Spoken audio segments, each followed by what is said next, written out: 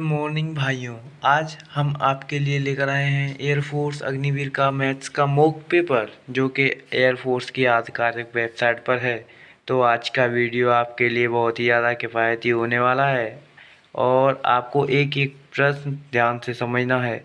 यदि वीडियो आपको अच्छी लगे तो एक लाइक तो बनता है।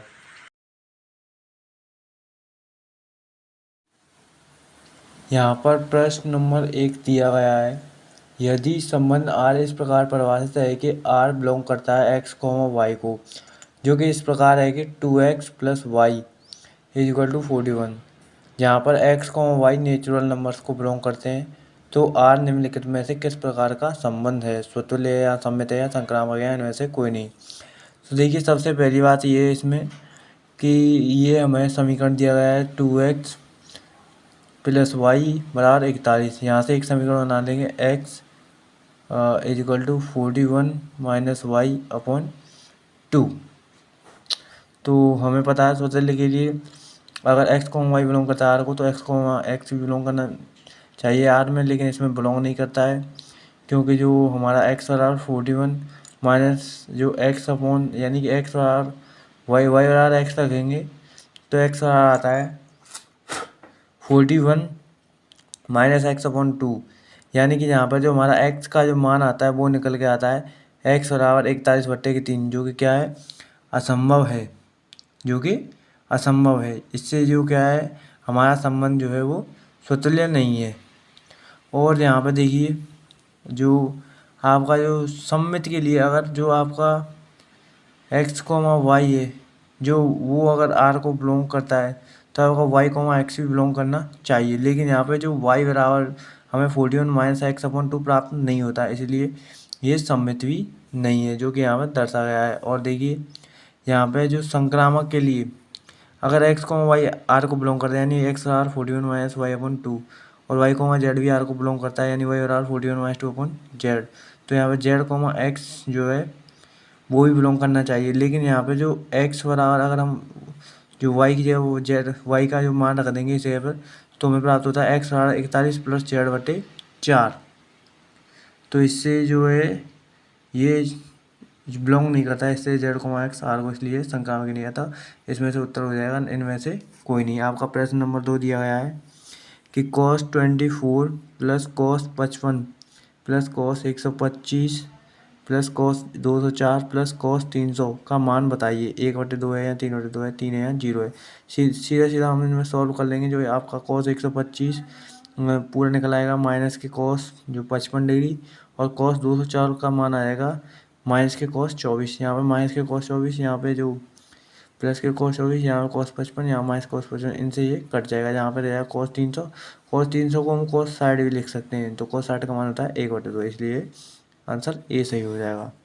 तो आपका क्वेश्चन नंबर 3 यहाँ पर दिखाई दे रहा होगा आपको, sec inverse 1 plus, question number 3 दिखा रहा होगा, sec inverse 1 plus X square upon 1 minus X square का मान क्या होगा? तो देखिए, सेक इनवर्स एक्स बराबर फॉर्मूला होता है कॉस इनवर्स 1/x, जिससे लगा देंगे तो कॉस यहाँ पे आ जाएगा cos inverse 1 minus X square upon 1 plus X square, जो कि हमें सीधा सीधा इससे प्राप्त होता है 2 tan इनवर्स एक्स, जो कि सीधा सीधा 2 tan इनवर्स का फॉर्मूला होता है। और देखिए क्वेश्चन नंबर 4, अगर कोई आपको अतिपरवलय दिया गया है इस प्रकार 9x square minus 16y square बराबर 144, तो इसकी नाभियाँ ज्ञात करनी है। तो देखिए, पहले तो हम इसको एक अतिपरवलय के रूप में लिख लेंगे, और इससे जो इनसे काटने पर हमें प्राप्त होता है x स्क्वायर बटे 16 माइनस वाई स्क्वायर बटे 9 बराबर 1, जो कि ये जो फॉर्म होती है जो अतिपरवलय की फॉर्म है, जो कि इस फॉर्म में X square upon A square minus Y square upon B square बराबर 1। तो इस फॉर्म में जो किसी भी अतिपरवलय की नाभियाँ होती हैं वो होती है ए कोमा 0 और माइनस ए कोमा 0।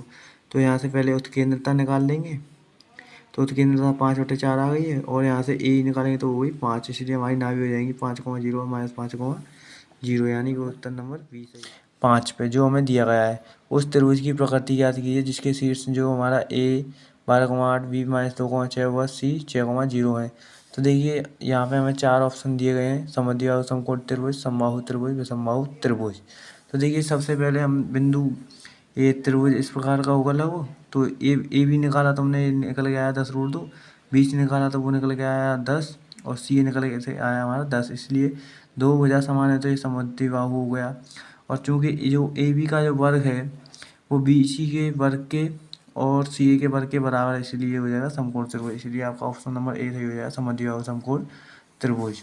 अब देखिए क्वेश्चन नंबर 6, यहाँ पे ये बोल रहा है अगर एक्स वाई प्लेन पर प्रत्येक बिंदु पी एक्स वाई जेड के लिए मतलब क्या होगा, एक्स आर जीरो हो गया, वाई आर जीरो हो गया, जेड आर जीरो। क्योंकि हम जानते हैं देखिए कोई भी ये आपकी तीनों रेखाएं हुई, इसमें कोई एक्स वाई प्लेन है, इसमें कोई बिंदु एक्स वाई जेड है, तो एक्स और वाई का तो मान हो जाएगा, लेकिन जेड के लिए क्या हो जाएगा, जीरो। इसलिए question number option number C आपका सही हो जाएगा। और देखिए यहाँ पे आपका ये क्वेश्चन नंबर 7 बोल रहा है 6 + 5 आइटा स्क्वायर का संयुग्मी हमें ज्ञात करना है। तो देखिए इसका हम वर्ग खोल देंगे तो ये हो जाएगा 36 + 25 आई स्क्वायर। इसे जो सॉल्व करने में, क्योंकि हमें आइटा स्क्वायर का मान पता होता है, वो होता है आपका -1, तो इसे सॉल्व करने पर हमें प्राप्त होगा 11 - 60 आयोटा। और जो संयुग्मी होता है वो इसका अपोजिट होता है, यानी कि जो आयोटा वाला चिन्ह होता है ना, ये इसका चिन्ह होता है वो बदल जाता है, यानी यहाँ माइनस है तो यहाँ प्लस हो जाएगा, यानी क्वेश्चन आप तो ऑप्शन नंबर सी सही हो जाएगा। और देखिए नीचे दिया आपको प्रश्न नंबर 8। तो आपका प्रश्न नंबर 8 क्या बोल रहा है, प्रश्न नंबर 8 बोल रहा है कि CN, R + 2CN, R-1 + CN, R-2 का मान क्या है। तो देखिए इसे सॉल्व करना है, आपके 4 ऑप्शन दिए गए हैं। तो देखिए इससे पहले तो हम इसकी फॉर्मूला लिख लेंगे, NCR, यानी कि जो n है वो C के ऊपर आ जाता है और R नीचे आ जाता है। क्योंकि यहाँ 2C दिए गए हैं इसलिए हम इन्हें तोड़ लेंगे, एक ये हो जाएगा, n ऊपर आ जाएगा, R-1 नीचे आएगा, प्लस NCR-1, और इसे भी इसी रूप में लिख लेंगे NCR-2, क्योंकि हमारा फॉर्मूला होता है NCR + NCR-1 बराबर n+1 CR। तो यहाँ से ये निकल आएगा n+1 CR, और जो इसका हो जाएगा n+1 CR-1। तो यहाँ से उत्तर आ जाएगा हमारा सीधा n+2 CR, यानी कि हमारा ऑप्शन नंबर बी बिल्कुल सही है। हमारा क्वेश्चन नंबर 9, और हमारा क्वेश्चन नंबर 9 क्या बोल रहा है कि एक गुणोत्तर श्रेणी का nवां पद 2n है, तो इसके प्रथम पद 6 पदों का योग ज्ञात कीजिए। तो देखिए nवां पद हमें दिया गया है Tn बराबर 2n, ये हमारे ऑप्शन हैं 126, 124, 190, 154।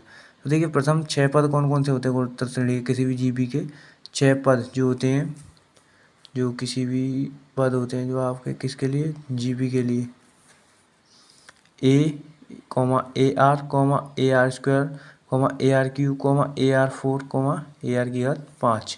तो देखिए T1 बराबर क्या हो जाएगा, 2 की घात 1 यानी 2, T2 बराबर 4 हो जाएगा, T3 बराबर 8 हो जाएगा, T4 बराबर 16 हो जाएगा। यानी कि यहाँ पे जो 2 की पावर n है, n की जगह पे जो भी पद याद करने हैं वही 2 की घात के बराबर हो जाएगा। यानी कि अगर हम दूसरा पद याद करें तो 2 की घात 2 यानी कि 4, तीसरा पद याद कर रहे हैं 2 की घात 3 यानी कि 8 टी की, चौथा पद याद करें 2 की घात 4 यानी 16। तो इसी प्रकार से हमारे 6 पद आएंगे, उन 6 पदों का जो योग है वो हो जाएगा 126, यानी कि ऑप्शन नंबर 1 सही है। और देखिए क्वेश्चन नंबर 10 हमें दिया है 3x - 1/x की घात 6 के विस्तार में जो हमारा x² का गुणांक क्या है। तो देखिए हम पहले r+1 वाला पद निकालेंगे, वही 6CR हो जाएगा, और 3x की घात 6 - r -1/x की घात r, इसे सॉल्व कर देंगे तो इस प्रकार का आ जाएगा 6CR 3 की घात 6 - r, और जो x की घात 6 - 2r और -1 की घात r।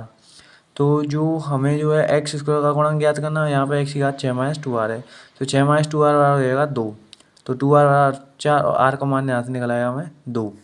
और जो इस x को तो हम यहाँ से गायब कर देंगे, और जो r की जगह उसके मान रखेंगे, तो हमें सीधा प्राप्त होगा जो आपका विस्तार में जो x² का गुणांक वो होगा 1215 सॉल्व करने पर। तो यहाँ पे हमें ऑप्शन नंबर डी दिया गया है। अब आते हैं आपके क्वेश्चन नंबर 14 पर, और आपका क्वेश्चन नंबर 14 ये कहता है, जो दिया गया है कि 60 का वर्ग ज्ञात करना है हमें इसका। तो देखिए सॉल्व करने की सीधी सीधी बात है कि अगर यहाँ पे 0 दिया गया है तो 0 के साथ तो किसी भी चीज़ का गुणा कर लीजिए, वो होगा 0। यहाँ पे c है तो बाद जो दूसरी वाली जगह पे माइनस का चिन्ह आ जाएगा, और जब इसका जो ये गायब हो जाएगा, ये गायब हो जाएगा, इनका गुणा करेंगे तो ये हो जाएंगे आपके 0, बीच में माइनस का चिन्ह आता है, और जो a का गुणा करेंगे तो ये हो जाएगा AB। और देखिए प्लस के जो यहाँ पे आएगा फिर b आ जाएगा, फिर b का गुणा जो ये गायब इसका गुणा AC -0। इसे सॉल्व करेंगे तो यहाँ से माइनस से माइनस कट के ABC आ जाएगा, प्लस ABC इसका स्क्वायर करेंगे तो 2ABC, और इसका स्क्वायर करेंगे तो 4A² B² C², यानी कि हमारा ऑप्शन नंबर बी बिल्कुल सही हो जाएगा। अब यहाँ से आते हैं हम आपके क्वेश्चन नंबर 12 पर। क्वेश्चन नंबर 12 क्या दिया है, ए बराबर 0 0 1 0 1 0 1 0 0। तो ए इनवर्स ज्ञात करना है। हम जानते हैं कि सीधा सीधा ए इनवर्स बराबर होता है एडजॉइंट ए अपॉन ए का मापांक। हमें ऑप्शन दिए गए हैं 4 ए माइनस ए आयोटा माइनस आयोटा। देखिए हम जो एडजॉइंट ए निकालने के लिए सीधा सीधा सॉल्व करेंगे। जो एडजॉइंट निकालने के लिए हमें चाहिए जो आपका A11 A12 A13 A21 A22 A23 A31 A32 A33 इन सभी का जो हमें वो चाहिए सारणिक। तो सारणिक निकालेंगे तो जो जीरो इस सवाल में 0 0 वाले पदों का तो 0 0 हो जाएगा, और जो आपके 1 1 वाले पद हैं उनका सभी का 1 हो जाएगा। जैसे A13 का 1 है तो A13 का 1 हो जाएगा, A22 का 1 है तो 1 हो जाएगा, A31 का 1 है तो 1 हो जाएगा, बाकी सबका 0 देख लीजिए आप, 0 0। तो जैसे कि इस प्रकार इसमें A11 A12 A30 A21 A22 A23 A31 A32 A33 दिया गया है। उसी प्रकार एडजॉइंट ए में बिल्कुल अपोजिट हो जाएंगे, और ये पद हम इस तरह से लिख देंगे आपका A11 A13 A21 A22 A23 A31 A32 A33। इस तरह से हम जो आपके सारणी का मान रख देंगे, तो यहाँ पे जो ये सीधा सीधा आपका 1 के बराबर आ जाएगा।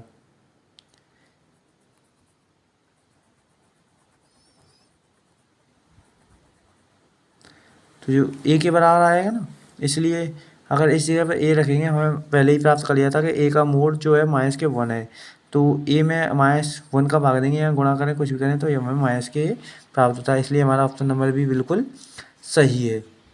अब आते हैं हम हमारे क्वेश्चन नंबर 13 पर, और हमारा क्वेश्चन नंबर 13 कह रहा है कि यदि ओमेगा इकाई का घनमूल है तो इसका हमें मान ज्ञात करना है। तो देखिए इसमें सीधी सीधी ट्रिक लगाई, ये R1 ये R2 ये R3 सारणिक में। अब देखिए यहाँ 1 ओमेगा ओमेगा स्क्वायर सभी में दिया गया है, क्योंकि हम जानते हैं सीधा सीधा कि जो 1 प्लस ओमेगा स्क्वायर बराबर इसका मान होता है 0। तो हमें इसमें जो आपकी जो R1 बराबर अगर R1 plus R2 plus R3 कर देंगे तो ये कुछ इस प्रकार आ जाएगा, और इसमें से 1 प्लस ओमेगा स्क्वायर कॉमन लेंगे तो इस तरह से आ जाएगा, और इसका मान होता है 0। अगर इसका गुणा इसमें करेंगे तो सीधा हमें उत्तर प्राप्त होगा 0। वैसे सारणिक के जो सवाल होते हैं उनका ज़्यादातर उत्तर जो होता है वो 0 ही होता है। तो देखिए हमारे लिए अब क्वेश्चन नंबर 14 दिया गया है, इसमें ये लिमिट का प्रश्न है, लिमिट दी हुई है एक्सटेंड टू 0, और ये सवाल है, क्वेश्चन है sine 2 + x minus sine 2 - x बटे x। तो इसका हमें मान ज्ञात करना है। तो देखिए जब इस प्रकार के सवाल आए हैं तो जो हमें इन जो स्थानों पर जो x के स्थान है उन पर 0 रख के देखेंगे तो हमें 0 प्राप्त होगा, जो कि सही उत्तर नहीं है। इसलिए हम एल हॉस्पिटल वाला नियम लगाते हैं, और जो ऊपर वाला पद है उसका ऊपर ही जो अवकलन कर देंगे और नीचे वाले पद का नीचे अवकलन कर देंगे जब तक नीचे वाला पद एक ना हो जाए। तो देखिए साइन 2 + x का अवकलन करेंगे तो वो हो जाएगा कॉस 2 + x, और जो इसे अब माइनस का जो है माइनस का ही रहने देंगे तो ये हो जाएगा कॉस 2 - x। लेकिन जो -x का अवकलन होता है वो -1 होता है, इसलिए ये हो जाएगा प्लस। और नीचे वाली संख्या 1 हो गई, इसलिए हम x का मान 0 रख देंगे, तो हमें सीधा सीधा प्राप्त होगा आपका जी यहाँ पर cos 2 और यहाँ पर cos 2, दोनों को जोड़ेंगे तो 2 cos 2, इसलिए हमारा उत्तर दूसरा वाला सही है। अब यहाँ से हमारे लिए आता है क्वेश्चन नंबर 15, जो कि अपकरण का है d/dx tan इनवर्स कोष्टक sec x plus tan x। तो देखिए हम जानते हैं sec x plus tan x को सॉल्व करने पर हमें सीधा सीधा प्राप्त होता है ये tan कोष्टक में π/4 प्लस x बटे 2। इसे पर अगर हम मान कर रख देंगे तो यह आएगा tan कोष्टक में π/4 प्लस x बटे 2, tan से tan इनवर्स कट जाएगी, और π/4 प्लस x बटे 2 का अवकलन करेंगे तो हमें सीधा सीधा 1/2 प्राप्त होगा, जो कि यहाँ पर है। तो 1/2 हमारा उत्तर हो जाएगा डी, क्वेश्चन नंबर 15 का। क्वेश्चन नंबर 16 ये हमें सॉल्व करने के लिए दिया गया है, और हमें इसका अवकलन ज्ञात करना है दूसरी बार, यानी d² अपॉन हमें dx² ज्ञात करना है। हमारे लिए ऑप्शन दिए गए हैं ये। तो देखिए इस सवाल को सॉल्व करने का सीधा सीधा फंडा है कि जो पहले इनमें से एक रूट को इधर ले जाएंगे और दोनों को भर करके सॉल्व कर देंगे, आगे सॉल्व कर देंगे तो एक रूट रह जाएगा। तो जो इधर वाली सभी संख्याओं को इस तरफ ले आएंगे और फिर दोनों ओर वर्ग कर देंगे, तो दोनों ओर वर्ग करने पर जो संख्या आएगी वो रूट में नहीं आएगी। फिर उसके बाद हम अवकलन कर देंगे। पहली बार अवकलन करने पर ऐसी संख्या प्राप्त होगी और दूसरी बार अवकलन करने पर हमें ऐसी संख्या प्राप्त होगी कुछ 8 बराबर 4c² कोष्टक में d²y/dx²। 4 से ये 2 बार कट जाएगा और नीचे आएगा आपका c², इसलिए हमारा उत्तर आ जाएगा इसी पे 2/c²। क्वेश्चन नंबर यहाँ पे हमारे लिए क्वेश्चन हमारा आ जाता है क्वेश्चन नंबर 17। क्वेश्चन नंबर 17 कह रहा है यदि एक घन की भुजा में 3 सेंटीमीटर प्रति सेकंड की दर से वृद्धि हो रही है और यदि घन की भुजा 10 सेंटीमीटर हो तो उसके आयतन में होने वाली वृद्धि की दर जो है सेंटीमीटर क्यूब प्रति सेकंड में ज्ञात करनी है हमें। तो देखिए हमें यहाँ पर दिया हुआ है कि भुजा हमारी ए है और जो कि कितनी है 10 सेंटीमीटर, और जो हमारा जो भुजा में जो वृद्धि हो रही है वो हो रही है d/dt यानी 3 सेंटीमीटर प्रति सेकंड की दर से, और आयतन ज्ञात करना है। तो हम जानते हैं कि घन का आयतन होता है भुजा का क्यूब। तो इसका अवकलन कर देंगे तो d/dt बराबर 3a² d/dt बराबर 3 × 10⁻² × 3 यानी कि 9 × 100 = 900। तो जो हमारे घन के आयतन में होने वाली वृद्धि हो जाएगी वो हो जाएगी 900। तो हमारे लिए क्वेश्चन नंबर 18 आ गया। यदि s बराबर t³ - 4t² + 5 कण की गति बताता है और त्वरण लुप्त हो तो इसका वेग ज्ञात कीजिए। तो इसका सीधा सीधा अवकलन कर देंगे तो हमें v वेग प्राप्त हो जाएगा जो आ जाएगा हमारा 3t² - 8t, और एक और बार जो हम इसका अवकलन कर देंगे तो हमारा वो आ जाएगा त्वरण आ जाएगा हमारा 60 - 8 जो कि बताया गया है 0 है। तो 0 यहाँ पे रख देंगे इसके बराबर, तो हमें t का मान प्राप्त होगा। t का मान होता है 4/3 जो कि हम जो वेग की समीकरण में रख देंगे तो हमें वेग प्राप्त हो जाएगा। तो 3 × 60 जो यहाँ पे 4/3 रख देंगे तो हमें उत्तर प्राप्त होगा -16/3 जो कि हमारा उत्तर नंबर डी सही है। और देखिए क्वेश्चन नंबर 19 दिया गया है, हमें इन संख्याओं का मानक विचलन ज्ञात करना है। तो देखिए मानक विचलन के लिए सिंपल फॉर्मूला है रूट में जो सिग्मा i = 1 से लेकर n तक कोष्टक में xi - x पे बार का होल स्क्वायर अपॉन n, जहाँ पे जो x के बार है वो है समांतर माध्य और xi है जो संख्या है आपकी। तो इसे सॉल्व कर देंगे, फॉर्मूला लगाएंगे तो हमारा उत्तर आ जाएगा सीधा आपका 4.6 जो कि यहाँ दिया गया है ऑप्शन नंबर डी में। और देखिए यहाँ पर दिया गया क्वेश्चन नंबर 20, यदि एक सिक्के को 3 बार उछाला जाता है तो सिक्के में 1 या 2 शीर्ष आने की प्रायिकता ज्ञात करो। तो देखिए सिक्के को उछालेंगे, सिक्के में 2 कंडीशन होती हैं, हेड या टेल, और उसको 3 बार उछाला यानी पूरे परिणाम हो जाएंगे 8। हमारे 8 परिणाम कौन कौन से हो जाएंगे, जो आपका head head head head head tail head tail head tail head head tail tail head tail head head head tail tail और टेल टेल टेल, 8 परिणाम हो जाएंगे। और इसमें पूछ क्या रहा है 1 या 2 शीर्ष आने की प्रायिकता ज्ञात करनी है। तो देखिए इसमें 2 शीर्ष आ रहे हैं, इसमें 2 शीर्ष आ रहे हैं, इसमें 2 शीर्ष, इसमें 1 शीर्ष, इसमें 1 शीर्ष और इसमें 1 शीर्ष, कुल मिलाकर कितने हो जाएंगे 6 शीर्ष, और कुल परिणाम कितने हैं 8। तो 6/8 यानी कि 3/4 हमारा उत्तर हो जाएगा। इसमें उत्तर हो जाएगा हमारा सी। यानी यदि बिंदु हैं ए question 60i + 3j, B 40i - 8j और सी ai - 52j कैफ संरेख हैं तो ए का मान ज्ञात कीजिए। देखिए संरेख होने का प्रतिबंध होता है सीधा ए वेक्टर बराबर के बी सी वेक्टर। यहाँ पे हम ए वेक्टर निकाल लेंगे यानी कि बी वेक्टर - ए वेक्टर, और यहाँ बी सी वेक्टर निकालेंगे यानी सी वेक्टर - बी वेक्टर। और अगर जो होता है हमारा बाद वाली संख्या जिसमें से हमें ओवेनिस्ट कॉमन लेना रहता है तो 4 कॉमन ले लिया, इसमें a - 40 आई कैफ अपॉन 4 आ जाएगा जो कि तुलना करने पर 20 के बराबर हो जाएगा -20। तो यहाँ से इसे सॉल्व करेंगे तो a का मान हमें सीधा -40 प्राप्त हो जाएगा। अब देखिए हमारा आया क्वेश्चन नंबर 22। तो क्वेश्चन नंबर 22 है हमारा समाकलन वाला लिमिट वाला। तो इस ऐसी कंडीशन में अगर नीचे भी माइनस हो और ऊपर प्लस हो, दोनों समान हो, और ये जो घात है उस समीकरण की जो सम हो तो फिर ये 2 के गुणे में हो जाता है, नीचे 0 रहता है ऊपर प्लस का ही रहता है। क्योंकि sin² x को सॉल्व करेंगे तो वो सीधा 1 - cos 2x के बराबर होता है, और इसका समाकलन करेंगे तो हमें समाकलन प्राप्त होगा x - sin 2x अपॉन 2 0 से लेकर π/3। सॉल्व करने पर हमारा उत्तर आ जाएगा π/3 - √3/4 जो कि इसमें हमें दिया गया है ऑप्शन नंबर बी।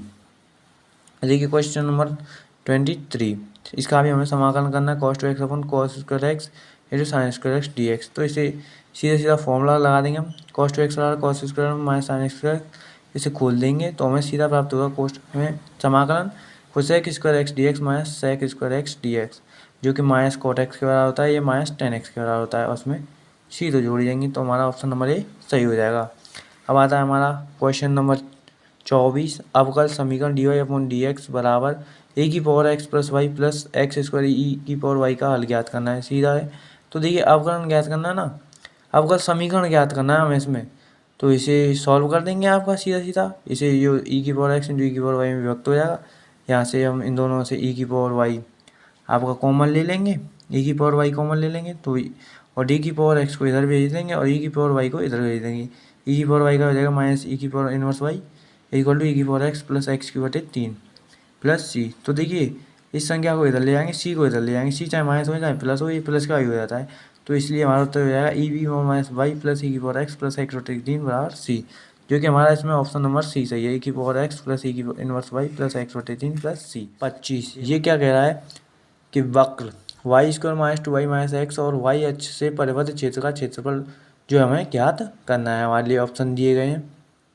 तो देखिए वाई स्क्वायर बराबर टू वाई माइनस एक्स और वाई अक्ष से परिबद्ध है, वाई अक्ष पर एक्स बराबर 0 होता है, तो यहाँ पर एक्स बराबर 0 रखेंगे तो यहाँ प्राप्त होगा वाई स्क्वायर बराबर 2y, और वाई स्क्वायर को अगर इधर लाएंगे तो वाई स्क्वायर माइनस 2y बराबर 0, यहाँ से वाई कॉमन लेंगे तो वाई माइनस 2 बराबर 0, तो वाई बराबर 0 प्राप्त होगा, वाई बराबर 2, यानी कि हमें वाई बराबर 0 और 2 के बीच में जो परिबद्ध क्षेत्रफल ज्ञात करना है।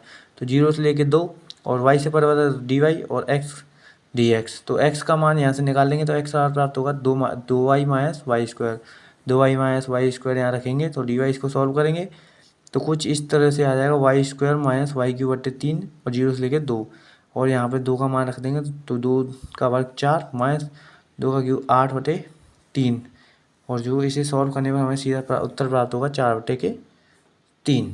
जय हिंद और धन्यवाद।